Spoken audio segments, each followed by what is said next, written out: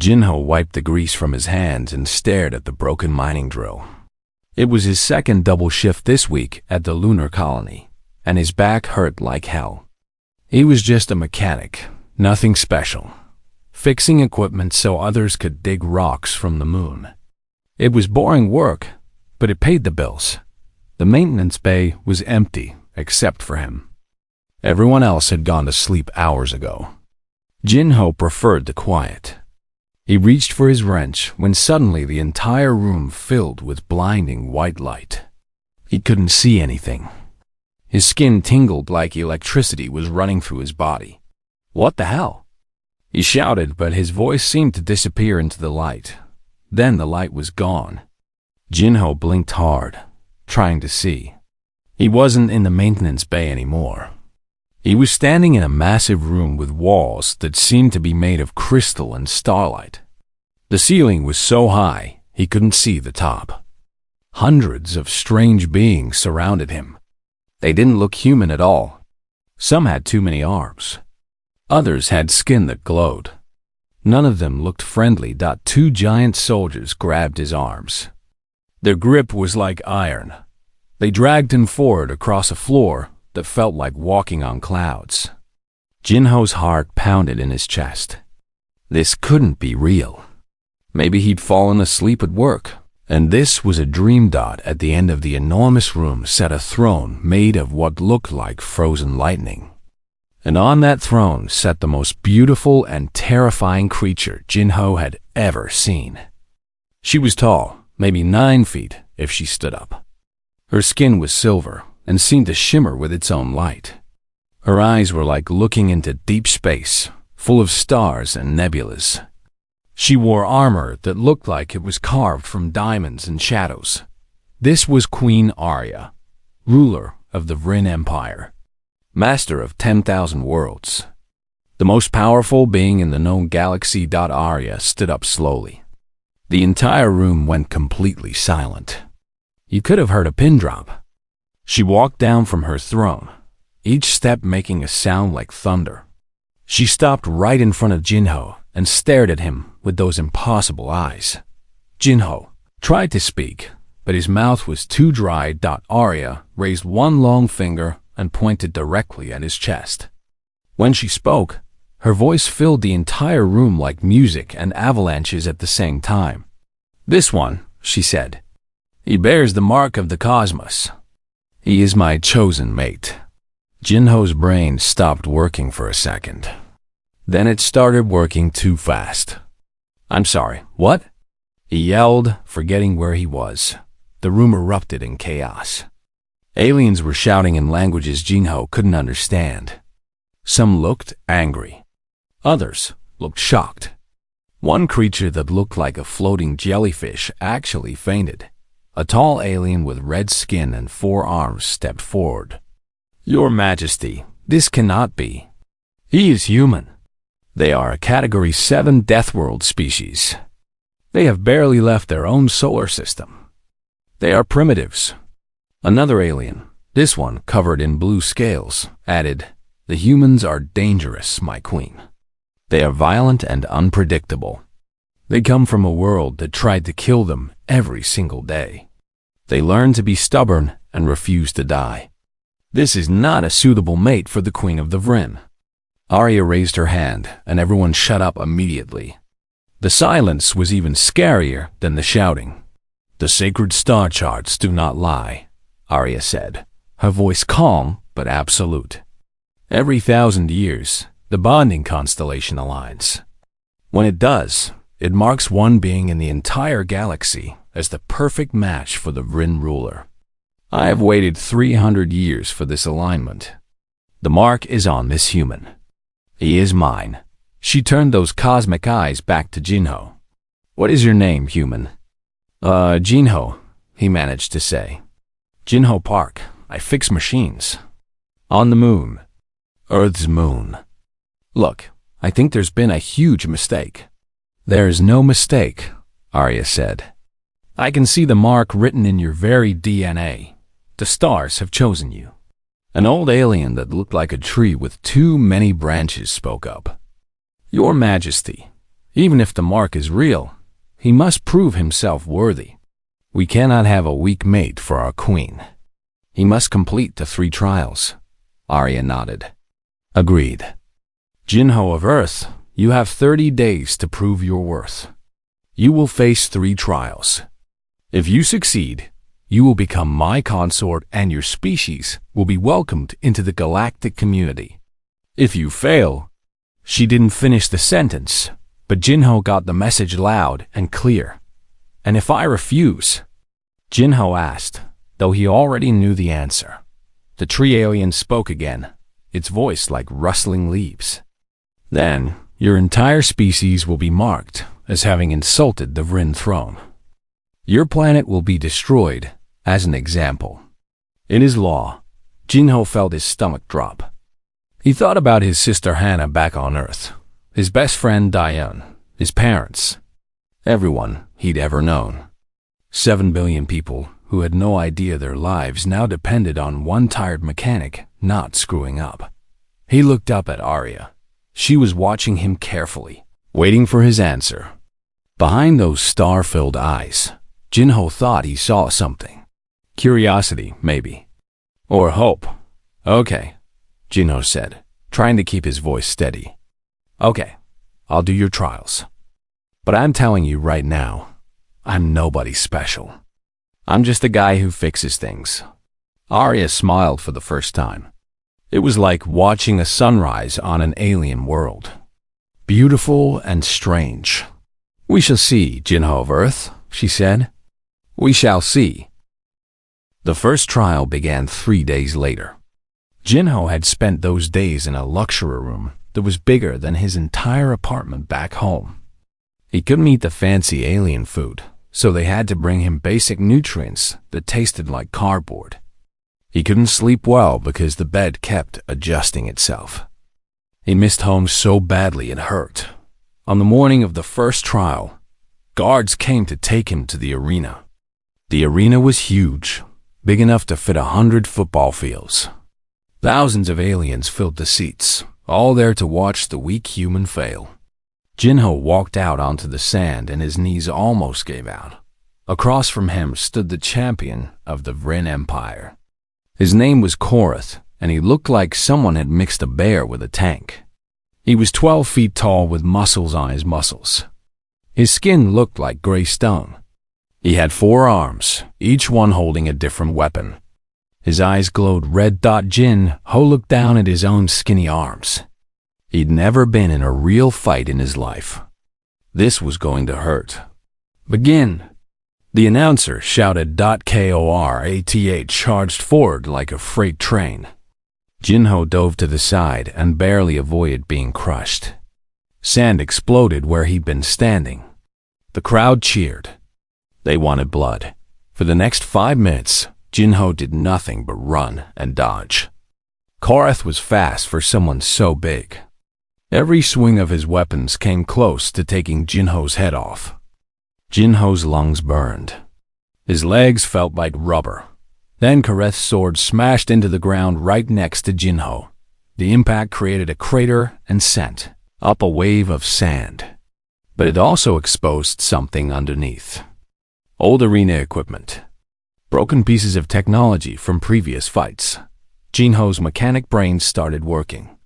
While Korath pulled his sword free, Jinho grabbed 2 pieces of metal and some frayed energy cables. His hands moved on autopilot, twisting wires, connecting circuits. Korath charged again. Jinho rolled aside, and the makeshift device in his hand sparked to life. It wasn't much, just a basic energy field, but it was something. When Korath swung his axe, it hit the shield. The impact threw Jinho backwards 10 feet, but he wasn't cut in half. The crowd went quiet. This wasn't supposed to happen. Jinho stood up, breathing hard. He watched Korath carefully. The big warrior always swung with his upper right arm first. Always. It was a pattern. Patterns could be exploited. Korath attacked again. This time Jinho was ready. He stepped inside the swing and kicked hard at Korath's knee. The giant barely felt it. But Jinho wasn't trying to hurt him. He was trying to make him stumble. Korath's foot caught on a piece of broken equipment that Jinho had positioned earlier. The mighty champion fell forward. Jinho jumped on his back and wrapped the energy cable around Korath's neck. He poured all the remaining power from his shield into the cable. Korath roared and thrashed, but the electric shock was too much. After 10 seconds, the champion went limp. The arena was completely silent. Then someone started clapping. It was Queen Arya. Soon the entire arena erupted in cheers and angry shouts mixed together. Jinho collapsed in the sand, exhausted. Guards came to take Korath away. The big warrior would be fine, just unconscious. Arya walked down to the arena floor, her armor glowing in the artificial sunlight. "He fights like prey that refuses to die," she said, loud enough for everyone to hear. There was something in her voice. Respect, maybe. The first trial is complete. The second trial came a week later. Jinho was brought before a council of the wisest beings in the Empire. They sat in a circle around him, each one looking ancient and serious. An old alien with skin like tree bark presented him with a scroll. "This is the riddle of the Eternal," the elder said. "For 5,000 years, our greatest minds have tried to solve it. If you can answer it, you pass the second trial. You have 1 hour." Jinho read the riddle. It was written in a language he somehow understood, probably some translation device. The riddle talked about circles within circles, energy flowing in patterns, balance between opposing forces, and finding the point where everything became one. The scholars watched him with smug expressions. They thought he would fail. Jinho read it 3 more times. Then something clicked in his brain. This wasn't philosophy. This was engineering. "Do you have something to write with?" He asked. They gave him a holographic tablet. Jinho started drawing diagrams and writing equations. The riddle wasn't about mystical balance. It was about harmonic resonance. The circles were orbits. The energy was electromagnetic fields. The opposing forces were positive and negative charges. The point where everything became one was the mathematical solution to a complex differential equation. Jinho had seen this exact problem in his engineering courses. It was basic calculus applied to rotating systems. He worked through the math quickly. 20 minutes later, he had the answer. "It's 42.7 degrees, Jinho said, showing his work. "That's the angle where the resonance stabilizes. The answer to your riddle is literally just physics." The council members stared at his calculations. Then they started arguing with each other in different languages. Finally, the Treebark elder spoke. "Impossible. We have spent millennia exploring the spiritual and philosophical meanings. You solve it with mathematics?" "Yeah," Jinho said with a shrug. "Sometimes the answer is simpler than you think." Arya, who had been watching from her throne, laughed. Actually laughed. The sound was like crystal bells. Jinho had never heard her laugh before. It made her seem less like a goddess and more like a person. "The human sees what we could not," Arya said, "because he does not overcomplicate." The second trial is complete. The third trial was the hardest. They took Jinho in a ship to a planet called Vornis. The planet was covered in purple jungles and everything there wanted to kill everything else. His mission was simple: retrieve a sacred crystal from the heart of the jungle and bring it back alive. They dropped him off with basic supplies and left. Jinho stood at the edge of the jungle and sighed. Of course, it couldn't be easy. He'd been walking for 2 hours when he heard a noise behind him. Something big was following him. Jinho climbed a tree and waited. A creature emerged from the bush. It looked like a tiger mixed with a scorpion, with 6 legs and a tail full of spikes. It was sniffing the ground where Jinho had walked. Jinho stayed very still. The creature was huge, probably the apex predator on this world. It could kill him in seconds. But then Jinho noticed something. The creature had a wound on its side. It was infected, and the animal was moving slowly. It was in pain. Jinho made a decision that was probably stupid. He climbed down from the tree. The creature saw him and growled. Jinho held up his hands and spoke softly. "Easy, big guy. I'm not going to hurt you." He opened his pack and took out the medical supplies. Slowly, carefully, he approached the creature. It could have killed him, but it didn't. Maybe it was too tired. Maybe it sensed Jinho wasn't a threat. He cleaned the wound with antiseptic and bandaged it with his spare shirt. The creature watched him with intelligent eyes. When Jinho finished, it made a sound like a purr. Then it started walking into the jungle.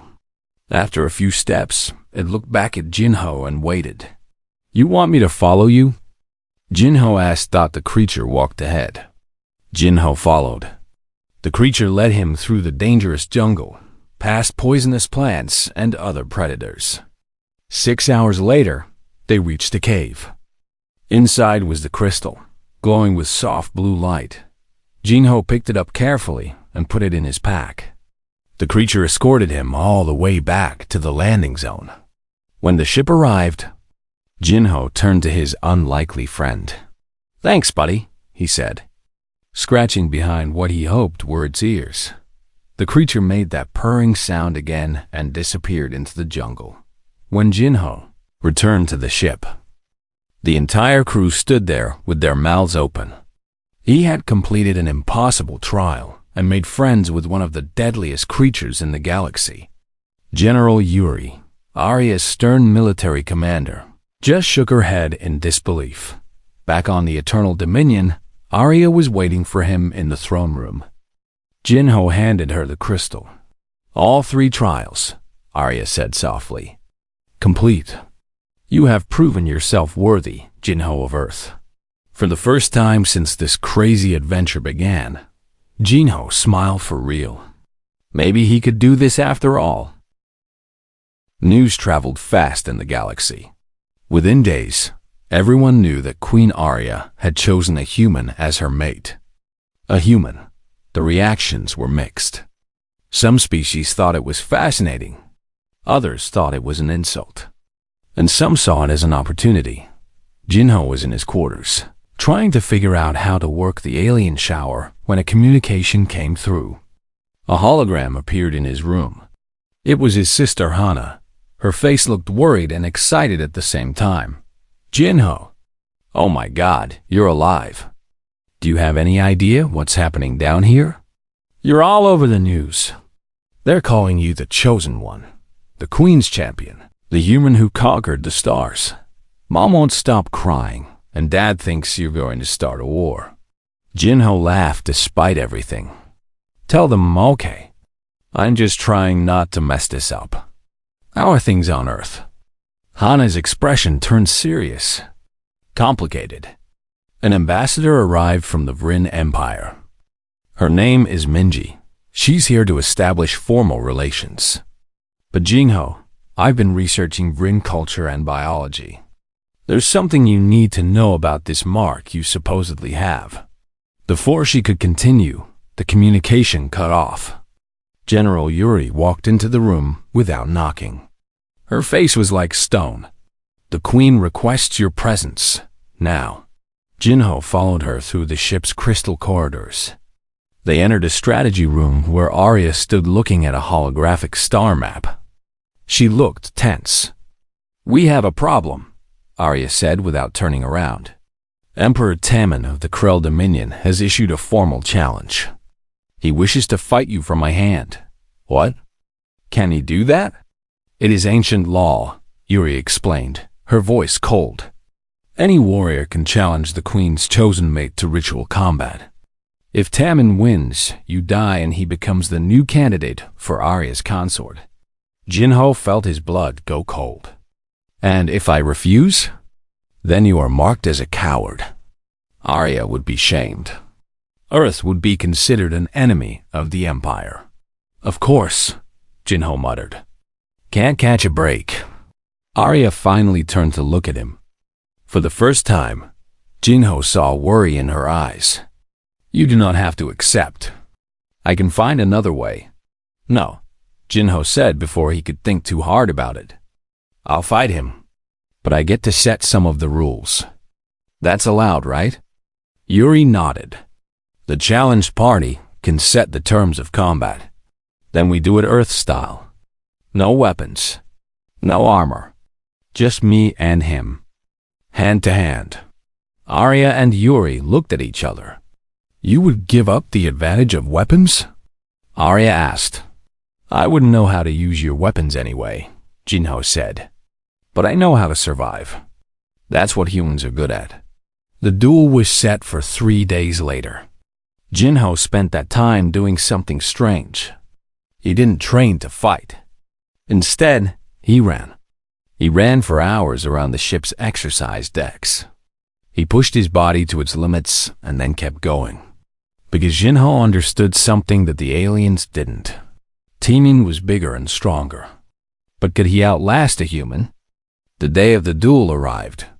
They held it in a neutral station orbiting a dead star. Representatives from a dozen empires came to watch. The fighting ground was a simple circle, 100 feet across. Taemin entered first. He was massive, 12 feet tall with 4 arms and muscles like steel cables. His skin was dark red and covered in scars. He looked like he'd been fighting since birth. When he saw Jinho, he laughed. This is the great human champion? I will crush him like an insect. Jinho stepped into the circle. He looked tiny compared to Taemin. The crowd murmured. They thought this would be over in seconds. Begin. The referee shouted. Taemin charged forward with a roar.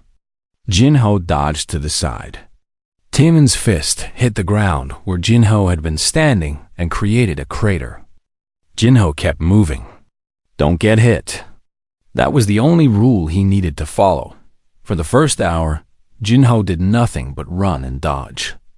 Taemin chased him around the circle, getting angrier with each missed punch. The crowd started to boo. This wasn't the glorious combat they'd expected. But Jinho noticed something. Taemin's breathing was getting heavier. He was slowing down. The Emperor was built for strength, not endurance. Jinho, on the other hand, had spent his whole life working long shifts, running on no sleep, pushing through when his body screamed at him to stop. Humans were endurance hunters. They could run prey to death. 2 hours passed. Taemin was still strong, but now he was tired. His swings were slower. He was making mistakes. Jinho started to fight back. Quick jabs. Kicks to the legs. Nothing that would hurt Taemin much, but enough to be annoying. Enough to make the Emperor waste more energy. 3 hours. Taemin's skin was dripping with sweat. His 4 arms were shaking.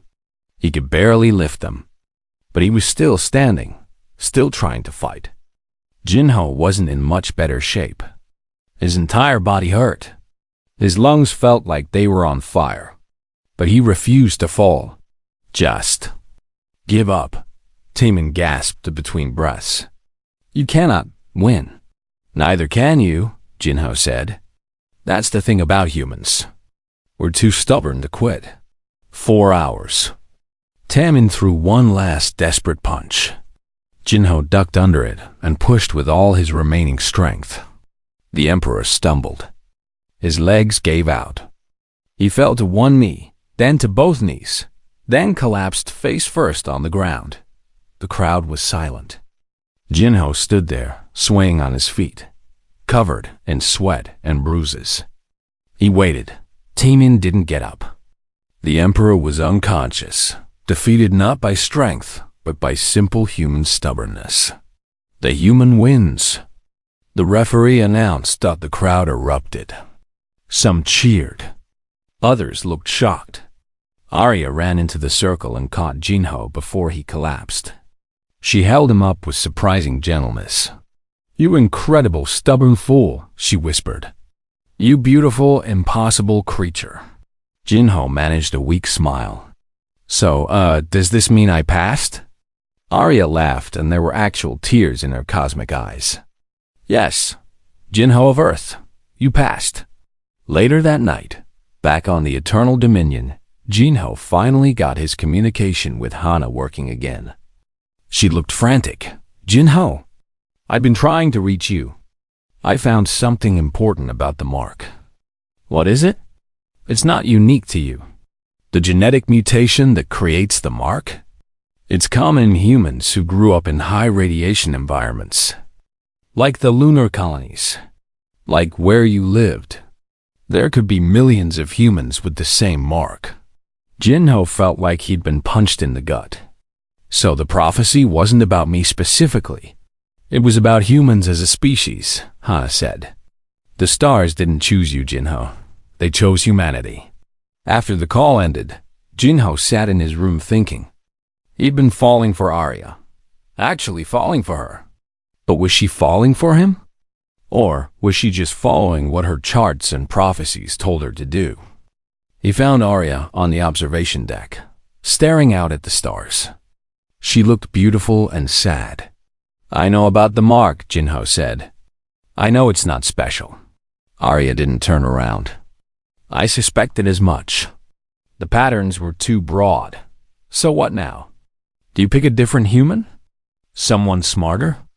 Stronger? Is that what you want? Arya asked us softly. No, Jinho said, surprising himself with his honesty. But I need to know something. Do you actually like me, Arya? Or do you just like what your star charts say I am? Finally, she turned to face him. For once, those cosmic eyes looked uncertain. I do not know. I have followed the prophecies my entire life. How do I know what I truly feel versus what I have been taught to feel? Then, figure it out, Jinho said. Because I'm not doing this for a prophecy. If we're doing this, it has to be real. Your choice. My choice. Not the stars. Arya stared at him for a long moment. Then she nodded slowly. You are right. We need time. Time to know each other without the weight of destiny. Agreed, Jinho said. They stood there together in silence, looking out at the infinite stars, two people trying to figure out if fate or free will matter more. 2 weeks passed. Jinho and Arya spent time actually talking to each other like normal people. Well, as normal as a mechanic and a galactic queen could be. She taught him about Rin history and culture. He taught her about Earth movies and why humans loved coffee so much. Slowly, carefully, they were building something real. Then everything went wrong. Jinho woke up to his door exploding inward. Armed soldiers rushed in. But they weren't Rin soldiers. Their armor was different. Before he could react, something hit him in the neck. A tranquilizer dart. The room spun and went dark.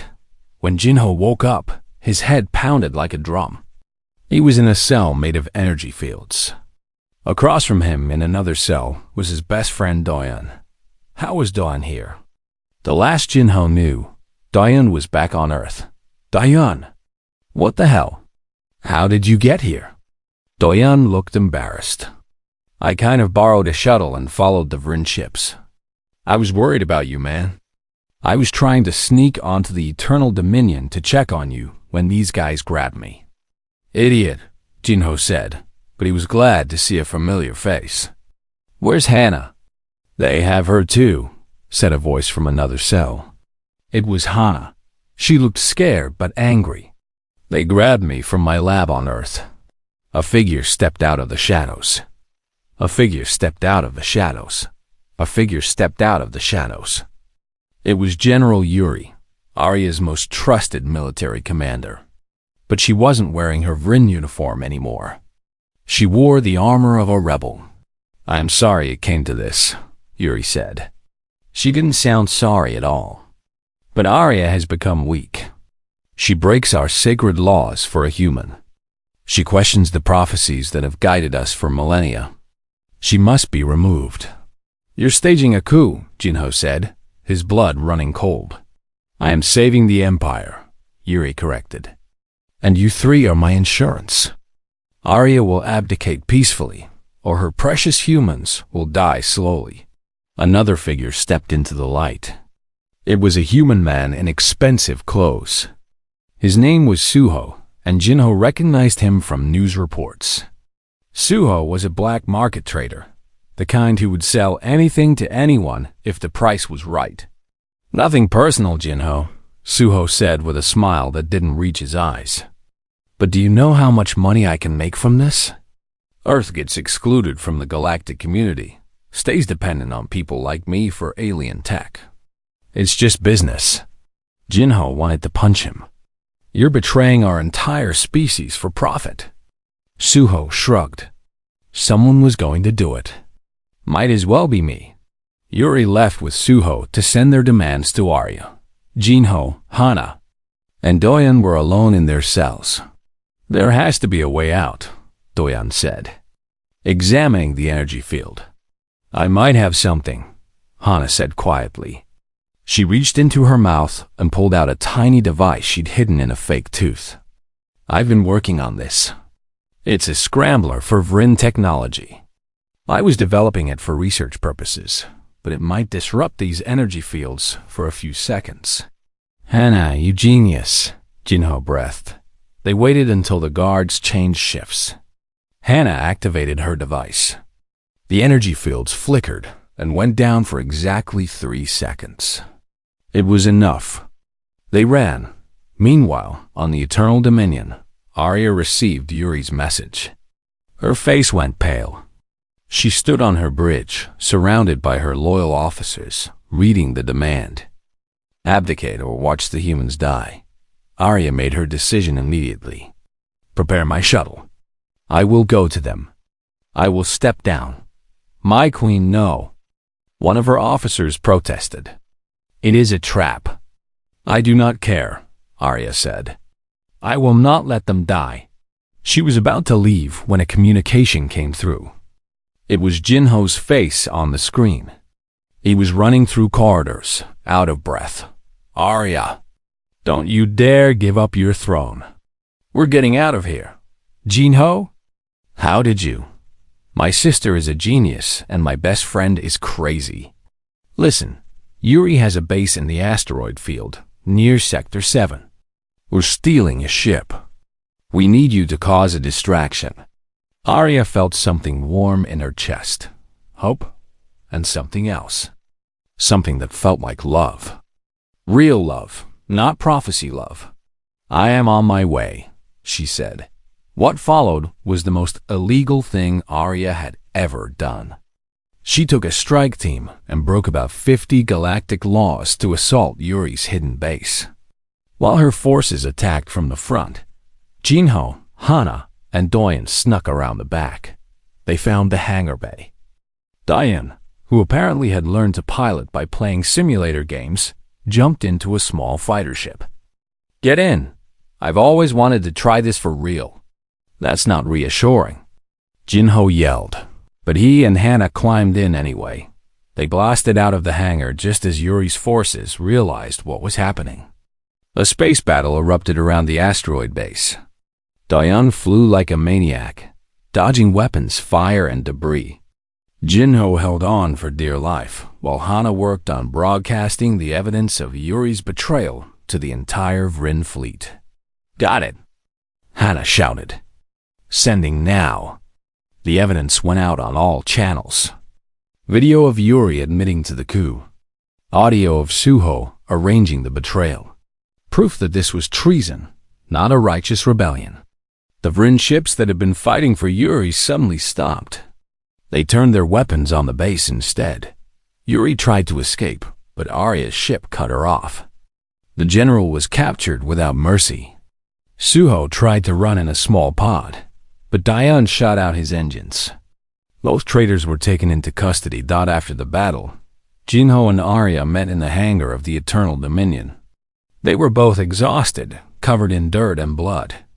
Arya walked up to Jinho and for a moment just looked at him. You broke me out of my own chains, she said softly. You showed me that laws can be wrong. that prophecies can be questioned, that sometimes the right thing is the illegal thing. And you came for us, Jinho replied, even though it meant breaking your own rules. I would break every rule in the galaxy for you, Arya said. Not because of a prophecy, not because of a mark, because when I thought I might lose you, I realized the truth.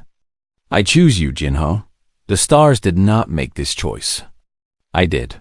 I love you. Not the idea of you. Not what you represent. You, the stubborn mechanic who refuses to quit. Jinho felt tears in his eyes. I love you too, Your Majesty, Arya. You giant, terrifying, beautiful alien. They kissed. It was awkward because of the height difference. Jinho had to stand on a box. But it was perfect. Doyen and Hannah watched from the side. Did we just help create the galaxy's weirdest power couple? Doyen asked. Yep, Hannah said with a smile. And I'm totally writing a paper about this. Later, after everyone had been treated for their injuries and the prisoners secured, Arya made an announcement to the Empire. She did not abdicate. Instead, she declared that the old prophecies would be re-examined. That love should be choice, not destiny. That humans, despite being a young species, had proven their worth. Not everyone was happy, but most of the Empire accepted it. They had seen Jinho fight. They had seen him solve what their wisest could not. They had seen him refuse to give up even when everything was against him. Maybe humans were worth a second look after all. In his quarters, Jinho sat with Arya on the observation deck. She had her head on his shoulder, which required her to sit on the floor. They watched the stars together. What happens now? Jinho asked. Now we face the consequences, Arya said. There will be politics, debates. Some will accept us. Some will not. But we will face it together. Together, Jinho agreed. I like the sound of that. Outside the window, the Eternal Dominion sailed toward new horizons, carrying a queen who had learned to choose her own path and a mechanic who had learned he was braver than he thought. 3 months after Yuri's failed coup, the Galactic Council sent a message. They wanted to meet with Earth's representatives. This was huge. The Council controlled trade, security, and diplomacy between thousands of worlds. Earth had been banned from joining because humans were considered too primitive and too dangerous. Now they were reconsidering. Ambassador Minji arrived on the Eternal Dominion to brief Jinho and Arya. She was a sharp woman with tired eyes who had spent the last few months doing emergency diplomacy. The Council will grant Earth provisional membership, Minji explained. But there is a condition. We have to prove we can handle galactic responsibility. They want us to contribute to solving a major crisis. What crisis? Jinho asked. Minji pulled up a hologram. It showed a massive fleet of ships. Thousands of them. But these ships were dark and dead-looking. This is the Remnant Fleet, she said. It belonged to a civilization that went extinct 1,000,000 years ago. The fleet is automated and still following its original programming. That programming is to destroy all biological life. Arya stood up, her face grim. I have heard of this. The fleet appears every few centuries. We have always managed to drive it away, but never destroy it. It adapts to our weapons, learns our tactics. And now it's back, Minji said, heading for the Vryn border. If the fleet breaks through, it will kill billions. The Council wants to see if Earth can help. Jinho stared at the hologram. An ancient robot armada that adapted and learned. This was bad. This was really bad. We need to think different, Jinho said slowly. The Vryn always fight the same way, right? Organized formations. Predictable tactics. That's why the fleet can adapt. We need to fight like humans. What do you mean? Arya asked. Chaos, Jinho said with a grin. Beautiful, unpredictable chaos.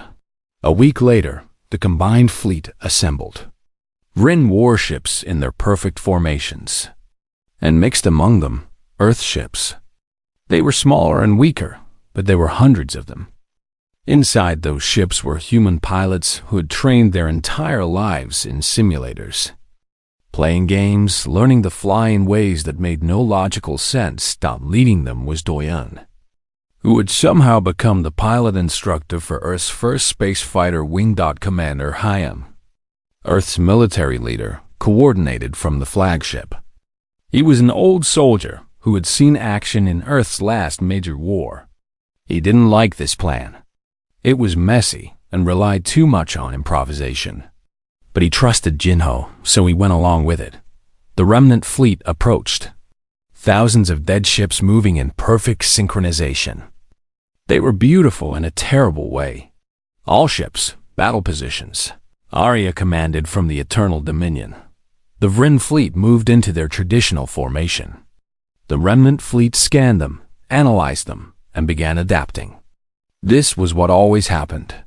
This was why the remnant fleet always won. Then the human ships attacked. They didn't follow any formation. They flew in loops and spirals.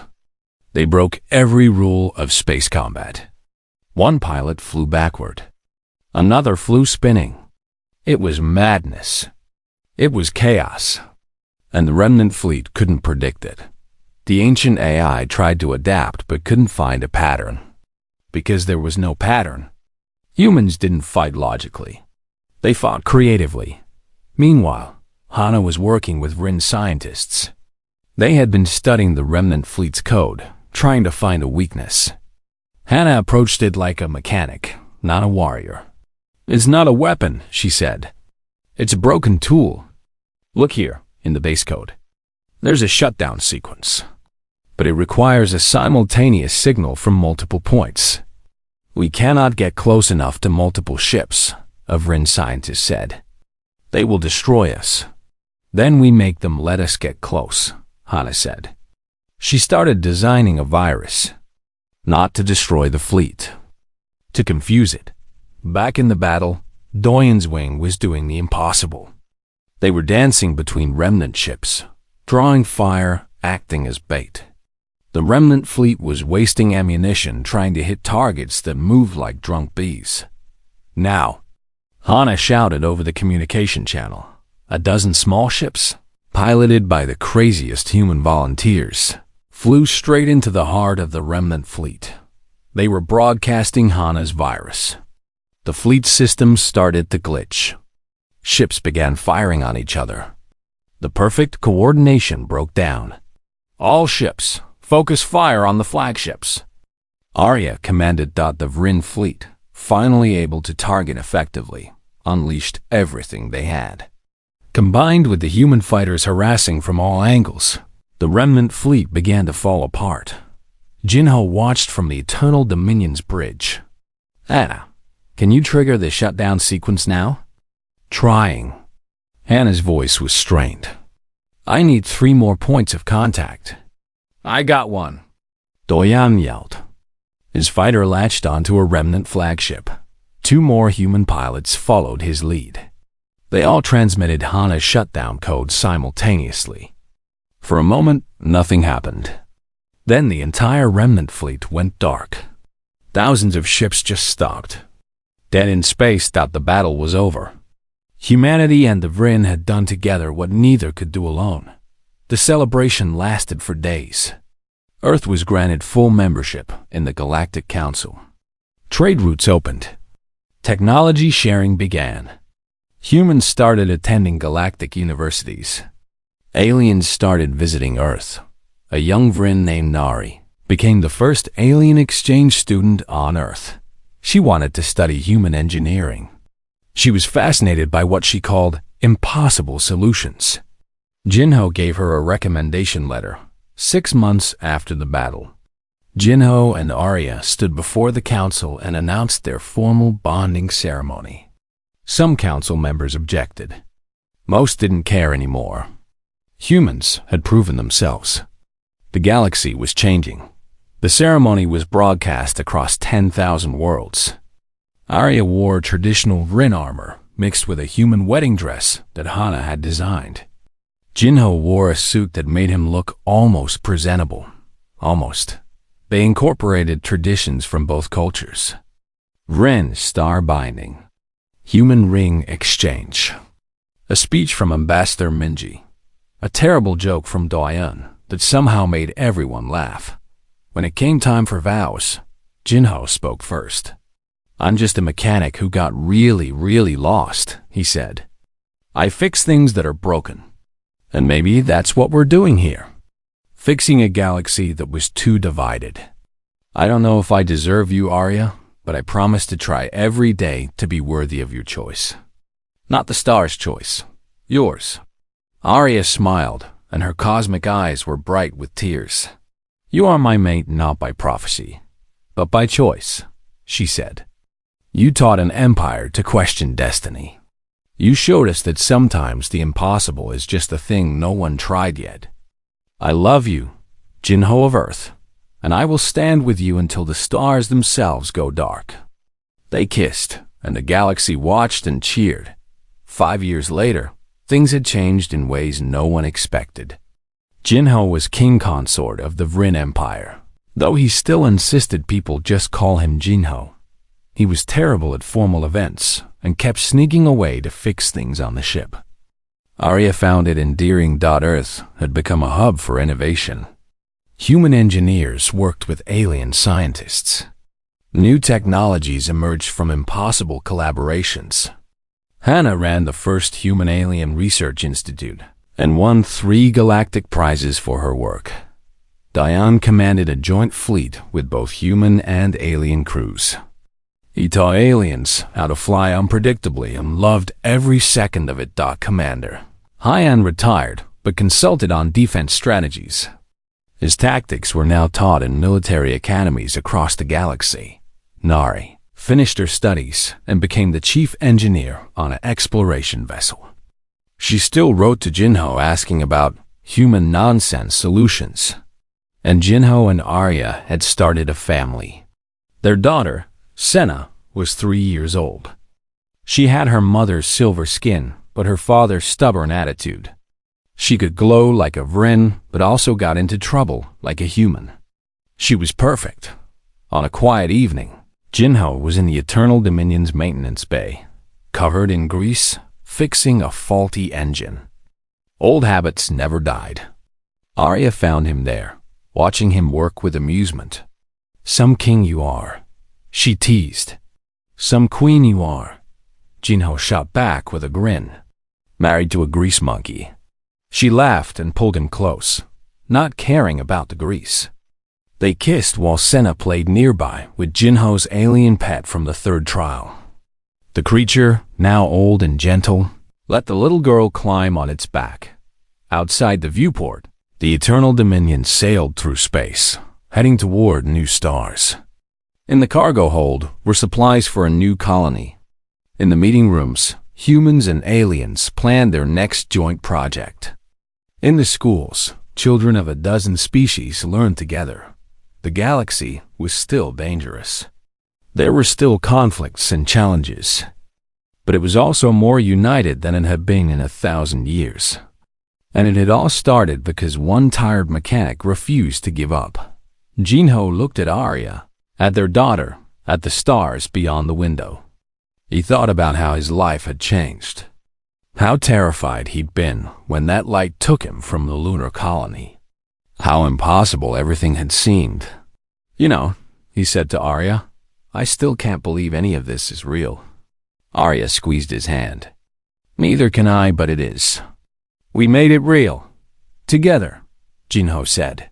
Together, Arya agreed and the Eternal Dominion sailed on, carrying hope for a galaxy that had learned the greatest lesson of all. That sometimes the strongest bonds are not written in the stars. They are written in the choices we make. And sometimes, just sometimes, the most ordinary person can change everything.